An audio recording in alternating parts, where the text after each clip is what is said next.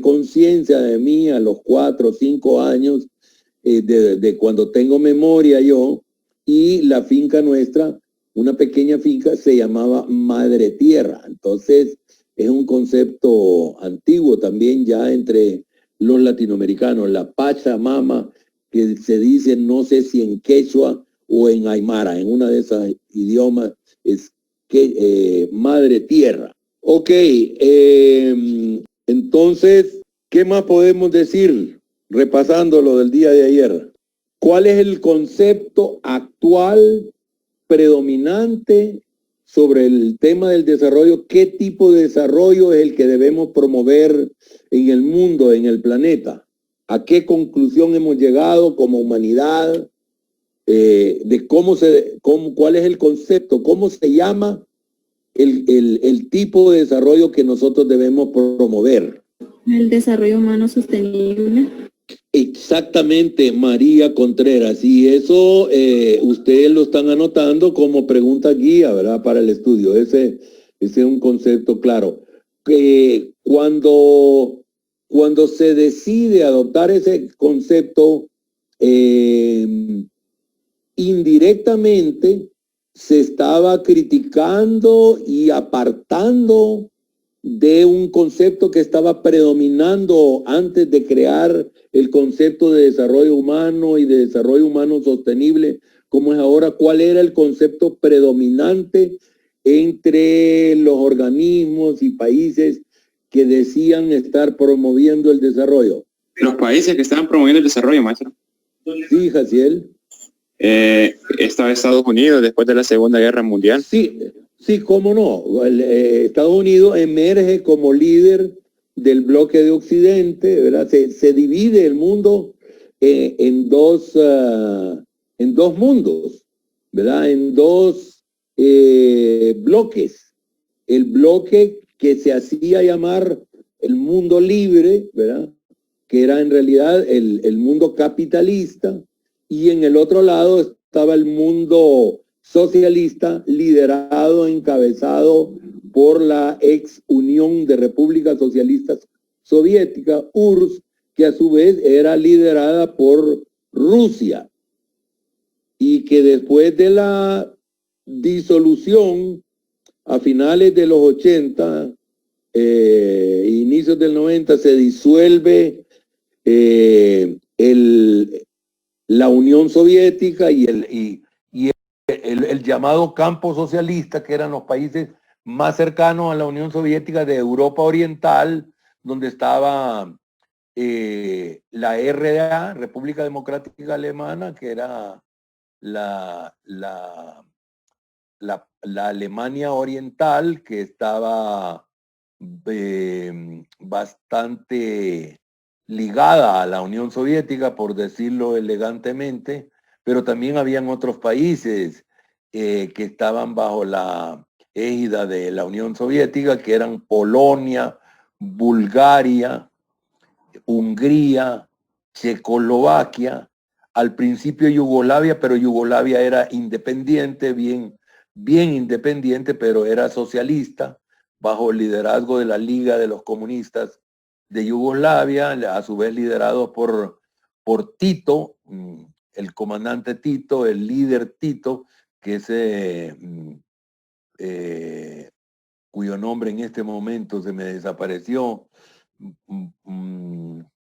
No me acuerdo. Miroslav, algo así. Josip Broz. Creo que es Josip Broz. Mejor conocido como de la Unión Soviética, pero de todos modos se forman entre el 45 y el 89.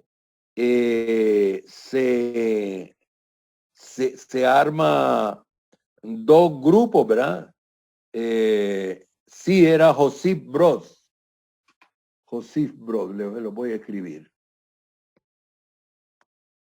A mí siempre me ha parecido muy interesante la experiencia de Yugoslavia por dos cosas, porque ellos no se alinean con la Unión Soviética, sino que lideran junto con Nehru, Fidel Castro y otros líderes el llamado movimiento de los no alineados, movimiento de países no alineados.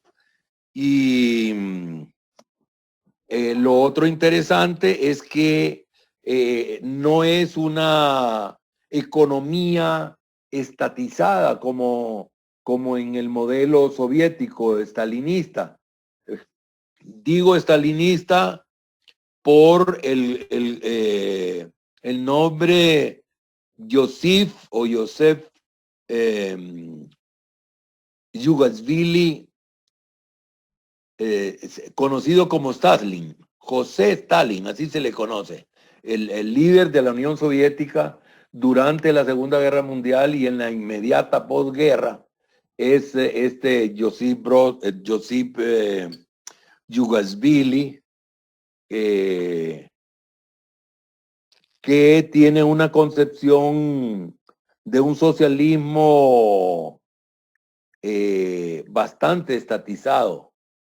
El nombre de él era, vamos a ver, aquí estoy investigando, Josip Vissarionovich Yugashvili era, pero aquí no se lo ponen completo, pero sí yo lo recuerdo, pero más conocido como José Stalin.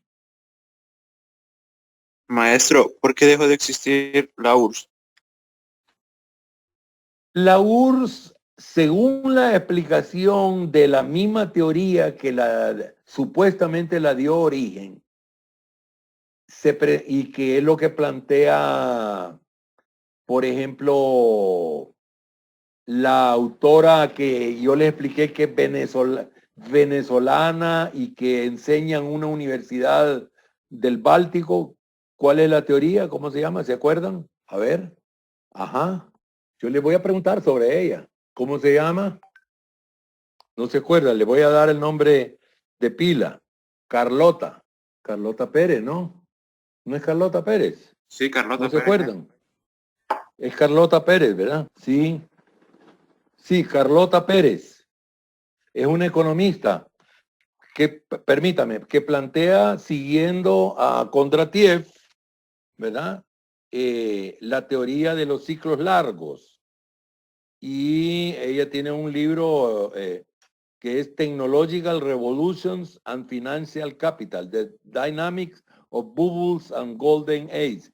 Ella, siguiendo a Kondratiev, se lo voy a escribir, sigue y demostrando con uso de estadísticas y datos históricos que cuando se producen cambios tecnológicos, que la teoría de Marx y del marxismo es habla del desarrollo de las fuerzas productivas, y ese desarrollo de las fuerzas productivas se ven como en una camisa de fuerza, para decirlo en lenguaje popular, coloquial popular, cuando el desarrollo tecnológico, diría Carlota Pérez y Kondratiev, y los marxistas dirían, cuando el desarrollo de las fuerzas productivas entran en contradicción con las relaciones sociales de producción, dicen los marxistas, y Carlota dice, entra en contradicción con el marco institucional, entonces se produce una revolución, un cambio institucional, dice Carlota Pérez y dice Kondratiev. En cambio, los marxistas dicen, se produce una revolución. Entonces, las fuerzas productivas se estaban desarrollando y había una presión social para tener más libertad de inversión, de comercio y otro tipo de libertades, y las fuerzas productivas no eran capaces de producir el nivel de bienestar que se miraba en el bloque capitalista que tenía supuestamente la población, aunque en realidad la gran mayoría no era así, pero lo que se ve era de que había posibilidades de una gran prosperidad y que las relaciones no del socialismo, sino que del socialismo estatista, ¿verdad? Donde la gran mayoría de la economía y del Producto Interno Bruto era producido por empresas de carácter estatal, ¿verdad? Entonces entran en contradicción y se vuelve inviable el modelo social del socialismo estatista y se disuelve entonces el Estado soviético, pero como no es una contradicción esencial, dirían los marxistas y la sociología del conflicto, sino que es un tipo de contradicción no antagónica, no esencial, entonces se disuelve de manera relativamente pacífica, muy pacíficamente se disuelve la Unión Soviética y al inicio se disuelve la relación que prácticamente tenía la Unión Soviética sobre Europa Oriental después de la Segunda Guerra Mundial, que era una relación entre hegemonía y dominación, donde estoy entendiendo hegemonía cuando son mecanismos ideológicos y políticos, y dominación es cuando es el uso de la fuerza el que predomina. Entonces, había un liderazgo, una hegemonía de la Unión Soviética, pero en último término, la Unión Soviética estaba dispuesta a ejercer la fuerza como lo hizo en 1968 en Checoslovaquia, que comenzaron ciertas reformas, el Partido Comunista de Checoslovaquia, y la Unión Soviética invadió a Checoslovaquia, ¿verdad? Y antes de eso creo que en Hungría también había habido una intervención soviética también, porque el liderazgo húngaro estaba evolucionando en una línea de mayores libertades en pos de ciertos derechos humanos que no estaban vigentes y también para que la economía se pudiera desarrollar libremente. Entonces, es, es, un, es un asunto de carácter sociológico. El modelo de sistema estatista, socialista estatista, no permitía el desarrollo de la fuerza productiva y el tipo de sociedad que mayoritariamente la sociedad quería tener, y entonces se vuelve inviable el modelo socialista soviético estatista y surgen de nuevo las repúblicas democráticas que surgieron posteriormente en todos esos países, empezando por la Federación Rusa, que ahorita lidera Putin y su partido, creo que se llama la Casa Rusia o algo así. No sé si queda bien explicado, Juan. Juan, usted era el que estaba preguntando.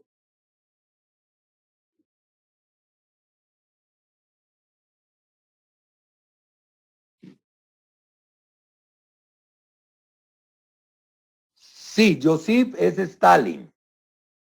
Es conocido como Stalin, el seudónimo en la etapa revolucionaria, antes de la toma del poder en el 17, antes de la revolución llamada de octubre, que no se hizo en octubre, se hizo creo que en noviembre, porque ellos usaban un calendario diferente al que usamos nosotros ahora, y entonces la revolución se dio en el mes de octubre según el otro calendario que ellos usaban.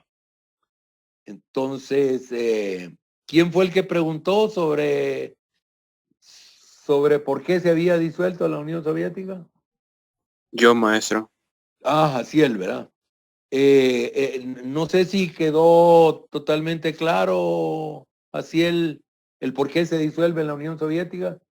Sí, maestro. Y también se producen las revoluciones democráticas en Europa del Este, no solo en la Unión Soviética, Maestro, sino que una duda. sí. Estaba viendo yo en noticias que en el mismo estado de Rusia que el presidente Vladimir Putin, Sí. o como que hay una república aparte dentro de Rusia, que habían conflictos armados porque había quedado electo otra vez como presidente, pero igual adentro de Rusia. ¿Cómo es eso posible? No entendía. Sí, mire, La Unión Soviética era una unión de repúblicas socialistas donde estaba Georgia, Azerbaiyán y varias otras repúblicas. Se ¿Era de Azerbaiyán? disuelve, sí, Azerbaiyán, y pero se mantiene lo que se llama la Federación Rusa y la Comunidad de Estados Independientes, que, que es una especie de bloque como es un poco la OTAN o en menor medida la Unión Europea. Y entonces, pero totalmente independiente cada república. Entonces, y en la Federación Rusa, también, al igual que en Estados Unidos, que son 50 estados federados, pero con un altísimo nivel de integración, también en la Federación Rusa es un estado federal en ese sentido. Entonces hay repúblicas ahí federadas con Rusia, pero que son un país, ¿verdad? Un país que está dentro de la Federación Rusa.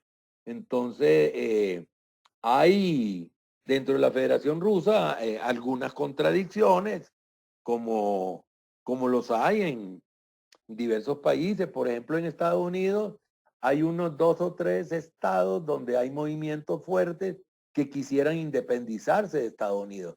En la misma California, en Texas, en Vermont, ¿Por qué, hay maestro? movimientos independentistas.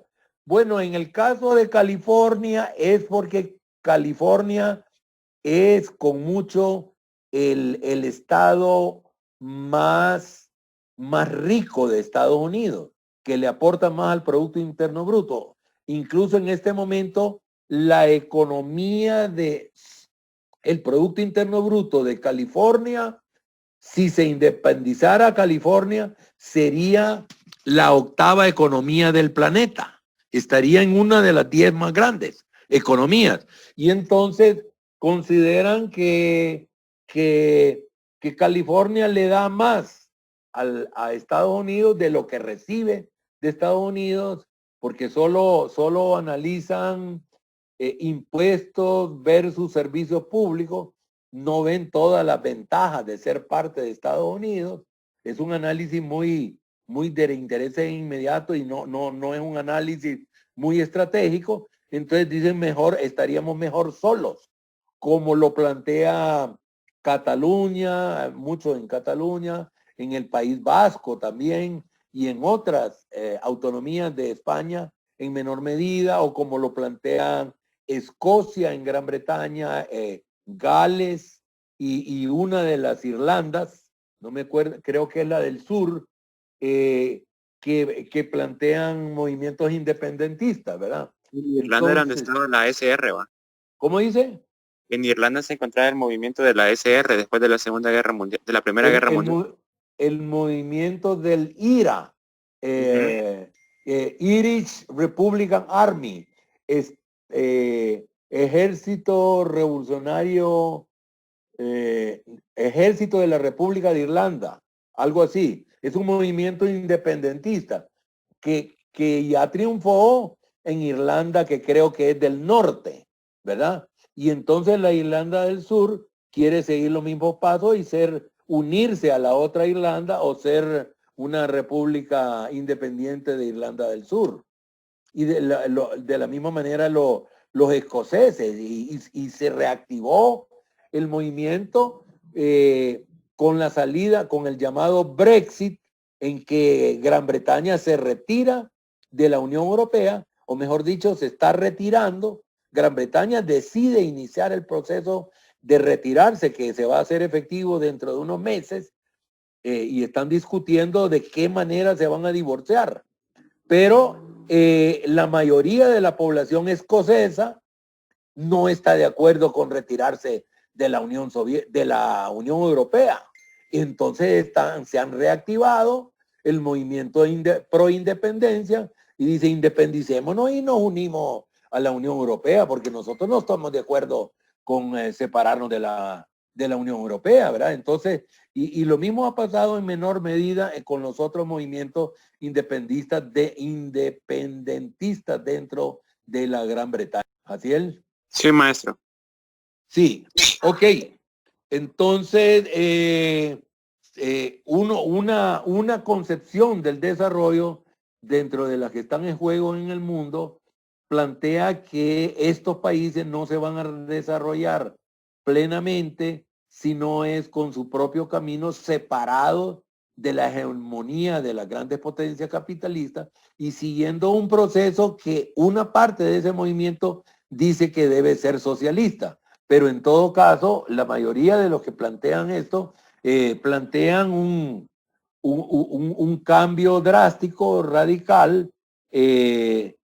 donde uno de los primeros reivindicaciones es la soberanía, porque plantea que hemos sido países dependientes. Incluso mi primer escrito fue mi tesis de bachillerato y se llamaba Honduras, un país subdesarrollado y dependiente de los Estados Unidos de América. Ya estaba yo con esas ideas, influido por el sociólogo Fernando García, que era fue mi primer, no solo expositor, mi profesor, mi primer profesor de sociología, Fernando García Rodríguez. Entonces, eso ha sido una concepción, ¿verdad? Y de las que vamos a ver y de las que están en todas en todos los planteamientos políticos que se enfrentan en los procesos electorales en América Latina en general y en Centroamérica y Honduras en particular. El único que plantea un cambio con relación a lo que ha vivido Honduras es el Partido Libre y algunos partidos chiquititos que son muy poco conocidos, pero la mayoría de los otros partidos, entre ellos el Partido Liberal, el Partido Nacional y algunos partidos, y la mayoría de los partidos pequeños conocidos, más conocidos, con excepción de la UD, Unificación Democrática, y otros partidos muy chiquitos que ustedes seguramente no los conocen, que no tienen expresión legal ni expresión parlamentaria en Honduras, plantean sí un cambio de modelo de desarrollo. Libre plantea un cambio de modelo de desarrollo. En cambio, el Partido Liberal y el Partido Nacional no plantean ningún cambio de modelo, sino que cambio de líderes, de personas y de partidos en el Maestro, poder entre sí. le iba a Sí, preguntar, Jaciel. con respecto a las clases anteriores que hemos visto sobre las encuestas, los cuestionarios sociológicos y todo eso para que sea relativa y aleatoria y sea una encuesta válida, usted realmente, ¿qué partido usted cree que sea el que tenga más posibilidad de salir electo, que pueda salir el próximo presidente? Tendría que ver las últimas encuestas. Ahí depende en este momento los partidos más grandes son el Partido Nacional y el Partido Libre, ¿verdad? Libertad y Refundación. Son los dos partidos más grandes. Pero dependerá de la política de alianzas que sean capaces de estructurar cada uno de estos partidos. El Partido Nacional tiene bastante agotadas ya sus posibilidades de alianza, ya las tiene, que han sido tradicionalmente con la democracia cristiana y algunos partiditos que a mí me suena que son fabricados para quitarle base a los demás partidos y para tener poder de decisión dentro de los organismos que regulan las elecciones. Son partidos llamados en Honduras de maletín y últimamente se le llama partidos de USB, ¿verdad? Que son bastante artificiales y son promovidos desde el poder para poder fingir que se tiene una política de alianza. Entonces, dependiendo, Maestro. los dos partidos para mí que tienen, para terminar de contestarles a Ciel, los dos partidos que tienen posibilidades de ganar las elecciones, para mí son Libre y el Partido Nacional.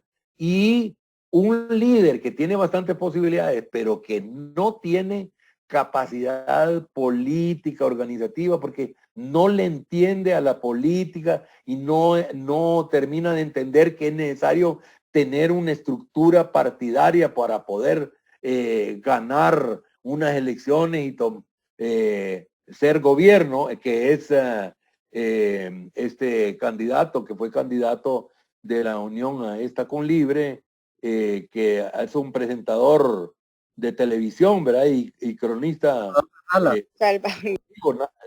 Salvador Narrala, ¿verdad? Entonces, depende un poco de lo que decida Narrala, si se une o no con un bloque de oposición y son capaces los partidos de oposición de plantear un frente único que hasta ahora solo Libre y el PINU, socialdemócrata, han planteado esa posibilidad.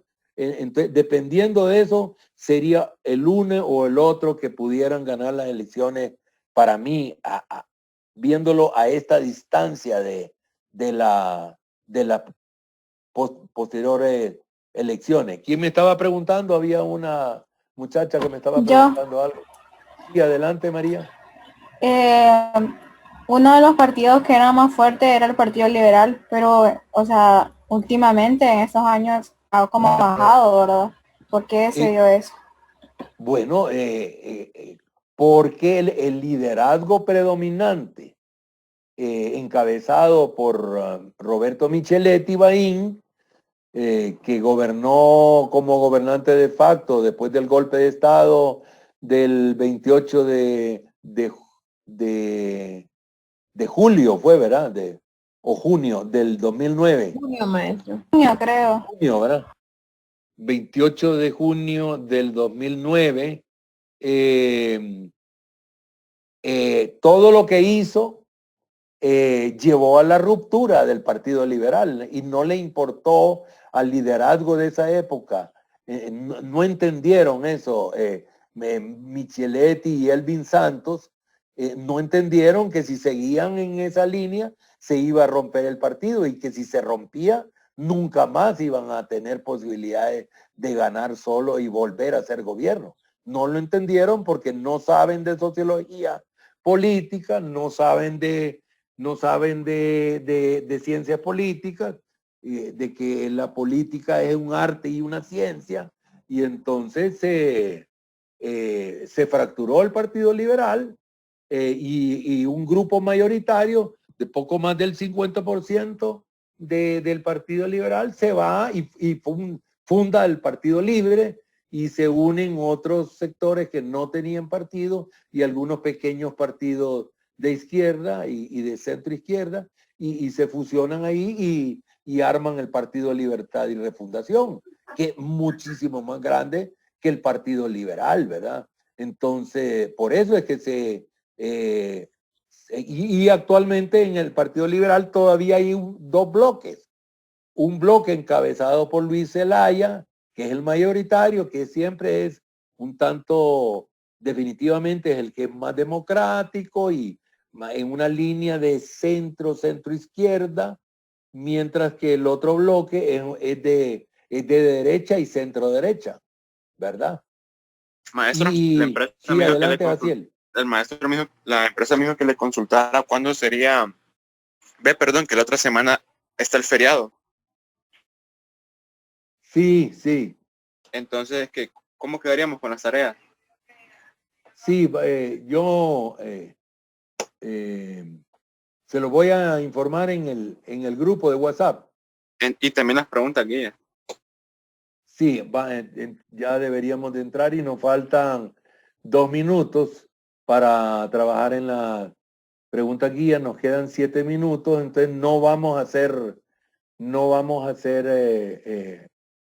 el break, el receso, sino que en cuanto terminemos, vamos a volver a abrir el aula. Hoy mismo les voy a decir en el chat del grupo 1605. ¿Están satisfechas las preguntas, Jaciel y María? Sí, maestro. Ok. Entonces, Sí, maestro. entramos en esto porque lo que la mayoría de los electores no saben es que lo que se enfrentan en todas las elecciones es con cuál modelo de desarrollo se debe organizar el país.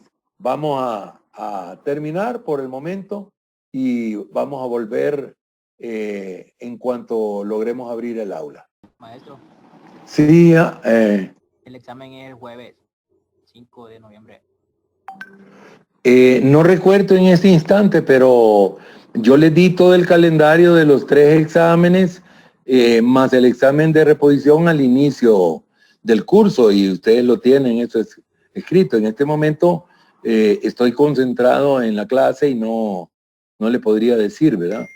Pero eso ya está, incluso está escrito en el chat, ¿verdad? Y la empresa podría volver a enviarle ese pequeño calendario que le quede de tarea a la empresa. ¿Alguna otra pregunta? Es que como se supone Entonces, que es feriado, entonces yo por eso preguntaba. sí, el primer examen parcial nosotros reubicamos según las condiciones del momento, ¿verdad? O sea, esas son fechas tentativas porque no nos vamos a casar con esa fecha solo porque ya dijimos que esa es la fecha. Y ustedes saben que el feriado morazánico estaba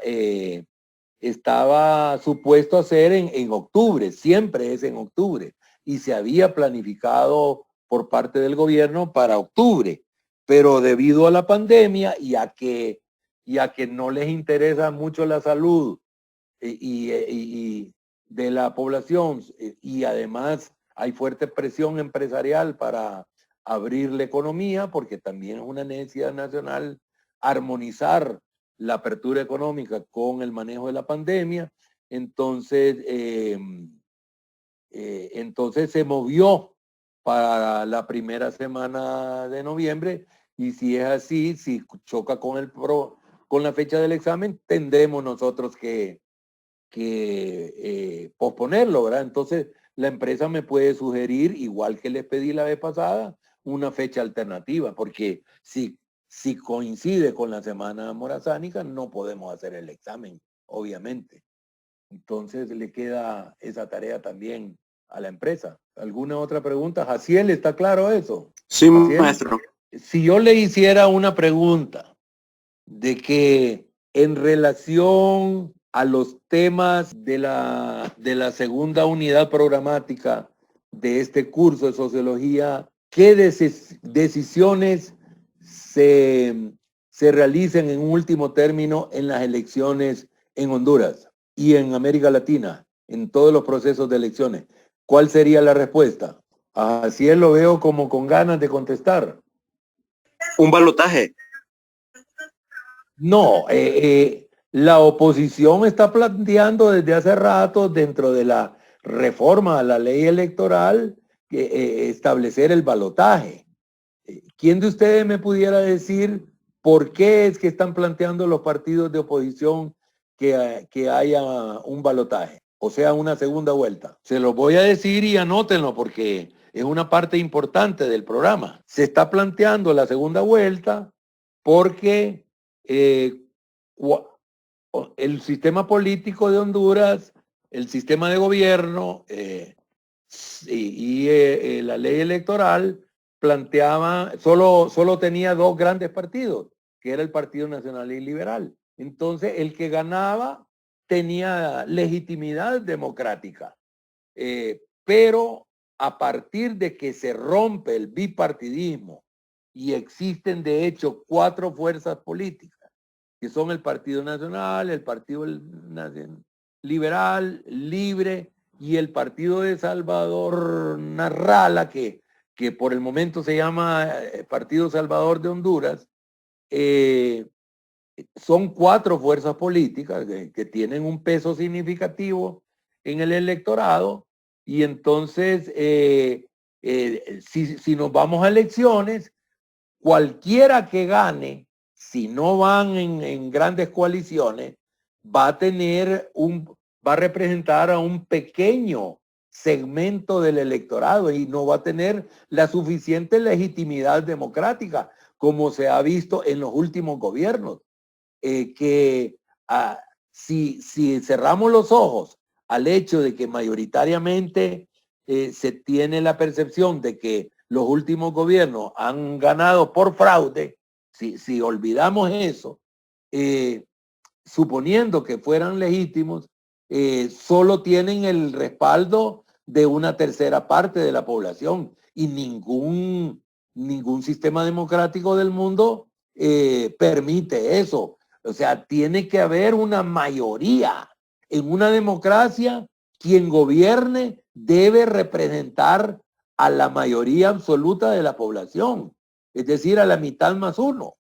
Y eso no es posible con elecciones de solo una vuelta, porque los que ganan en primera vuelta solo van a ganar máximo más o menos con un tercio, o entre un cuarto y un tercio del electorado, porque con un voto que tengan más que los demás partidos ya ganan las elecciones, pero no tiene legitimidad democrática. Entonces es necesario, si queremos seguir siendo un país democrático, de una república democrática, es necesario establecer una segunda vuelta para que los dos partidos que son los mayoritarios vayan a una segunda vuelta. Si ninguno gana con la mitad más uno de los votos emitidos o si no gana con cierto porcentaje arriba del segundo contendor, ¿verdad? Como establecen todas las leyes electorales y de partidos políticos de los que son repúblicas democráticas. Por ejemplo, ahorita en Bolivia, ¿verdad? Que Luis Arce del MAS gana por dos razones. Porque tiene más de la mitad de los votos emitidos, que con solo eso ya sería, o suponiendo que hubiera ganado con el 49%, tendría que haber tenido una cantidad de votos que creo que es el 10%, no estoy 100% seguro, sobre el segundo contendor, ¿verdad? Supongamos que hubiera tenido 49% y Mesa hubiera tenido 35%, siempre hubiera sido presidente porque tiene no tiene la mitad más uno, pero tiene más de 10% sobre el segundo contendor. Así son en general las leyes electorales en las repúblicas democráticas, pero el partido en el gobierno no quiere establecer eso porque siente que si se establece la segunda vuelta, todos los demás partidos se van a unir en contra del Partido Nacional. Y solo si cree que llega a acuerdos con el Partido Liberal, la Democracia Cristiana, de que lo van a apoyar en una segunda vuelta, es que tal vez acepte una segunda vuelta. Si no, tendrá que haber un gran movimiento ciudadano con gran despliegue de movilizaciones para que la oposición y los movimientos sociales logren que se establezca la segunda vuelta en el sistema electoral de Honduras y por lo tanto que realmente seamos una república democrática. Eso es lo que está en juego con eso del balotaje. ¿Quedó claro eso, Jaciel y demás, compañeros? Sí, maestro. Sí, maestro. Ok, eso queda incorporado al programa, ¿verdad? Porque, bueno, yo les estaba diciendo, ¿qué es lo que en última instancia se decide en unas elecciones en una república democrática? Los modelos de desarrollo. Exactamente, Noé. Lo que se está discutiendo es los modelos de desarrollo y el modelo de sistema político que se va a establecer. En algunas ocasiones y casos es menos, pero con frecuencia se está dando cada vez más que se enfrentan diversos modelos de desarrollo, que como les decía, en Honduras realmente solo hay dos modelos, el modelo tradicional que es el responsable de la situación de Honduras, de pobreza, de desigualdad e inequidad, o un nuevo modelo que plantean el PINU, que es de orientación socialdemócrata, y libre, ¿verdad? Que es una unión de entre liberales sociales, entre el liberalismo social del ala izquierda del Partido Liberal y los partidarios de otros modelos con una mayor diferencia que el tradicional, que son los otros partidos pequeños como y movimientos sociales como el Bloque Popular Revolucionario y otros. Se nos ha ido el tiempo y entonces tenemos que terminar. Entonces, si hay el feriado, como se confirma, había toda una movilización, corrientes de opinión de que no se hiciera la semana morazánica, ¿verdad? En estas fechas por el tema de la pandemia, pero si no se cambia y si la semana morazánica se da en la primera, entonces nos veríamos después de la semana morazánica. Hasta entonces. Bye, maestro. Feliz tarde. Nos vemos, profesor. Feliz tarde, No. maestro. Feliz tarde. maestro. Nos vemos, maestro. Nos vemos. De la semana morazánica tienen que presentar una tarea. Eso lo saben desde la primera semana o en la segunda semana. Y lo único que van a poner es de que no hubo clase porque fue el feriado de la semana morazánica. Pero tienen que mandar la tarea. Eso está dicho desde hace tiempo. Ya. Usted se unió en el periodo de adiciones y cancelaciones. Ya. Porque esa fue una de las reglas que dimos. Siempre se presenta la tarea semanal, aunque sea como ahora, diciendo que no hubo clase y se dice cuál fue la razón, pero se sube. Si no, el sistema va a ver que como que no presentó la tarea, ¿verdad?